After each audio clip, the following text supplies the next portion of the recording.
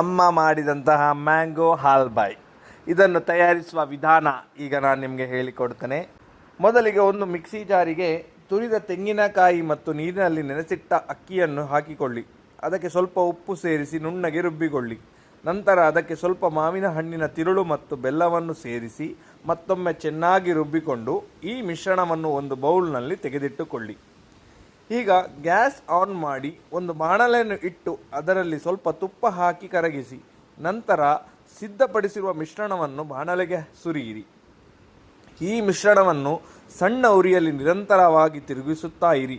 ಮಿಶ್ರಣ ಗಟ್ಟಿಯಾಗುತ್ತಾ ಹೋದಂತೆ ಸ್ವಲ್ಪ ಸ್ವಲ್ಪವೇ ತುಪ್ಪವನ್ನು ಸೇರಿಸುತ್ತಾ ಚೆನ್ನಾಗಿ ಮಿಕ್ಸ್ ಮಾಡಿಕೊಳ್ಳುತ್ತಾ ಇರಿ. ಮಿಶ್ರಣ ಪೂರ್ತಿಯಾಗಿ ಹದಕ್ಕೆ ಬಂದು ಗಟ್ಟಿಯಾದ ಮೇಲೆ ತುಪ್ಪ ಸವರಿದ ಒಂದು ಟ್ರೇಗೆ ಇದನ್ನು ವರ್ಗಾಯಿಸಿ. ಇದನ್ನು ಸಮತಟ್ಟಾಗಿ ಲೆವೆಲ್ ಮಾಡಿ ಮೇಲೆ ಸ್ವಲ್ಪ ಏಲಕ್ಕಿ ಪುಡಿಯನ್ನು ಉದುರಿಸಿ. ಮಿಶ್ರಣ ತಣ್ಣಗಾದ ನಂತರ ನಿಮಗೆ ಬೇಕಾದ ಆಕಾರದಲ್ಲಿ ಕತ್ತರಿಸಿಕೊಳ್ಳಿ. ರುಚಿಕರವಾದ ಮ್ಯಾಂಗೋ ಹಾಲ್ಬಾಯ್ ಸವಿಯಲು ಸಿದ್ಧ.